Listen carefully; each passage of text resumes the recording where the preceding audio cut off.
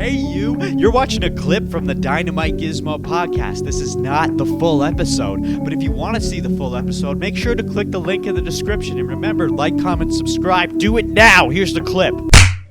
Let's talk about Malcolm Wellmaker, shall we? Want to know something crazy? Just this year alone, at least 19 UFC fighters have lost their O. Their undefeated streaks have been shattered. 19. There have been at least 19. I think total 19. I did a quick count. I know that there's at least 19, okay? And some of the most notable names, such as Umar Nurmagomedov, Shara Magomedov, Tatiana Suarez, Ray Saruya, Mick Parkin, okay? And one of the most hyped prospects of all, the one that we were looking forward to, the one that we were encouraging, the one that we said is going to rise to the top, Peyton Talbot was one of those undefeated motherfuckers who lost their O. Now, Peyton Talbot burst into the UFC spotlight. He won his Contender Series fight by submission. Then he debuted into the UFC with a knockout over Cameron Saaiman, earning a Performance of the Night bonus as well. And then blitzed Gamori in 19 seconds with another Performance of the Night bonus. He had it all. Flashy finishes, buzz cuts, confidence, and a unique look. That poofy fro and the void, the circular void tattoo he had on his chest and his back, or still has, I shouldn't say had. Everybody took notice to Peyton Talbot. You remember, we all wanted him to be the prospect of the year. Even Rogaine himself had this to say. Did you see this past fight night, this last weekend, with Rose Namajunas? No. In the undercard, this kid, Cameron Saaiman, who's like one of the best guys at 135, very slick striker, South African kid, like very tough, very good kid. He fought this dude, Peyton Talbot, and I'd never seen this guy fight before. This kid is a motherfucker, dude. He's so good. He's 25 years old. He's fought like once, I think, in the UFC and once in the Contender Series. And this is my first time watching him. And I was like, Jesus Christ, man. He's so fucking now good. They're doing this since they're 12. Mm-hmm.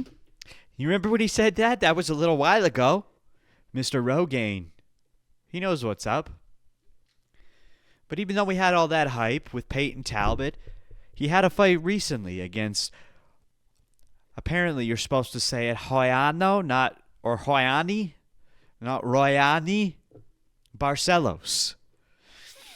You know, he's somewhat of a grizzled vet. You could kind of say he's a vet. He's been in it for a bit. I wouldn't quite classify him as a vet, but he's been in the UFC for a bit. And it wasn't even close, him and Peyton Talbot. Barcelos dominated him with takedowns, control. He was composed the whole time. The fight went the distance, and Talbot lost his O. And just like that, immediately, the hype collapsed. People flooded to Twitter calling him fraud-checked, saying he was fraud-checked over and over again. He was exposed. But here's the thing. He wasn't exposed. He wasn't fraud-checked. He was just tested. Okay? And that's the difference between fans who know the game and casuals just chasing a perfect record. This isn't boxing. Everyone wants to compare it to boxing because in boxing, that's the goal. The goal is to be undefeated. In MMA, that's not the case. You're going to get losses. It's part of the game. Everyone eventually loses. The real question is, how do they come back? And Talbot does fight again soon. So we will find out during International Fight Week. So next week, Peyton Talbot is coming back against Felipe Lima. That's going to tell us everything. That's the perfect guy he could go up against right now. Can he bounce back? Can he sharpen up his ground defense? Because that's where he was weakest. He came in knocking everyone out, and then the second Barcelos took him to the ground, he had nothing he could do. I think he still could potentially be a future champ if he pulls his fucking straps up. If he tightens his belt buckle. He's only 26 years old. Peyton Talbot is far from done, okay? But while we take a look, while Talbot took his first loss, there was another undefeated phenomenon heating up in the UFC hemisphere. We've heard about him, I've talked about him, and that person is Malcolm Wellmaker. Malcolm Wellmaker's here. He's the next guy. We thought Peyton Talbot was the guy, but the second he took that loss, everyone smushed him into a mulch of nothing. But now we've got Malcolm. After UFC Atlanta, Wellmaker remains undefeated. Now sitting at 8-0. When you compare his path to Talbot's, it's arguably just as, if not more, impressive. He's got a first-round KO on the Contender Series. He's got a first-round KO over Cameron Simon. Yes, the same guy that Peyton Talbot fought and knocked out. And now he's got a first-round KO over Chris Moitinho, a guy who Sean O'Malley couldn't even finish. All right? And we've got a post here just showing you, in case you missed it, Malcolm Wellmaker's classy knockout. He planned this, and we saw him planning this in the locker room. He knew exactly what he was doing. This is crispy clean. You need to watch this again. Okay, he fakes a little kick. Oh, it's so quick, you can't even slow-mo it. Ka-chunk. Katuka. Let's just lock me up and call me Barcelos. That was nice. That's 3 UFC level fights that he's had already. 3 clean surgical finishes. They were all right hooks. Every one of them. He's becoming known for his right hook. He's like the opposite of Alex Pereira. Alex Pereira comes in with the left hook. Malcolm Wellmaker comes in with the right hook. I'm telling you, all his knockouts in the UFC are right hooks. That's what they are. And here's the cool thing about Malcolm Wellmaker. Here's what else makes him cool. If you didn't know. After his debut, he was able to quit his job as a pipefitter / welder.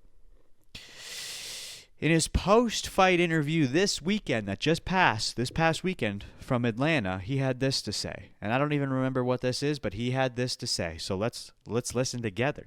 Y'all thought was going to happen. I said he was 9-0. He's actually 10-0 now. I said he was 8-0.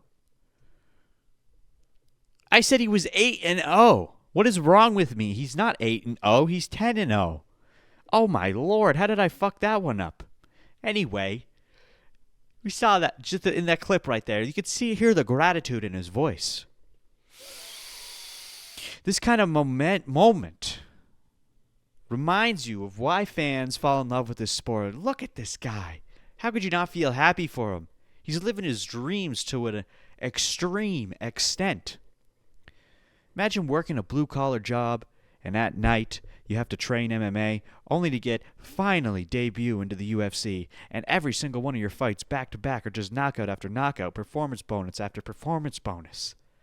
And you get to quit your job. Oh, it must feel so good, dude.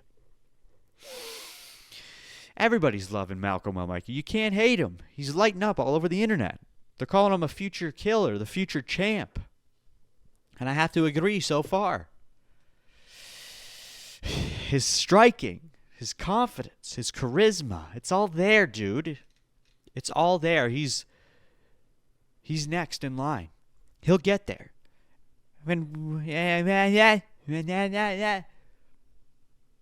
So what's next for Malcolm Wellmaker? If the UFC books him smart, he's probably one win away from possibly a ranked opponent. I could see that happening. I think that's the way it should be. I don't think he should go up against a ranked opponent yet. I think he's maybe 1 or 2 fights away, and then he can go for a ranked opponent. A test against a durable top 20 guy would be the perfect next step. Malcolm didn't lay out a name when he was asked during the post-fight interview in the octagon, but I'm sure he'll come back soon to keep his momentum alive. He may even be back by the end of the year. So honestly, this whole situation reminds me of an early Cody Garbrandt. Don't you remember? Before the TJ Dillashaw fight. He had those hands, dude. Big knockouts, big energy. People thinking he would be the next big thing. And he was for a bit. Wellmaker might be on the same path, but even better. I think he'll be better, bigger. Baloney. Baloney bigger, like a big log of baloney. So if you're new to the UFC and you want to know what it's like to follow a fighter from the bottom to the top, started from the bottom, now here, and watch a guy go from nobody to a potential superstar, Malcolm Wellmaker is your guy. He's your guy, dude, and who knows, maybe one day it all comes full circle, and Wellmaker will face Peyton Talbot to see which one of these rising bantamweights becomes a future champion. This is the part of the sport that's so addicting, watching stars form in real time. Dude, maybe that's the next step for Wellmaker. Maybe he should face Talbot. Tap here to watch the full episode of the Dynamite Gizmo podcast.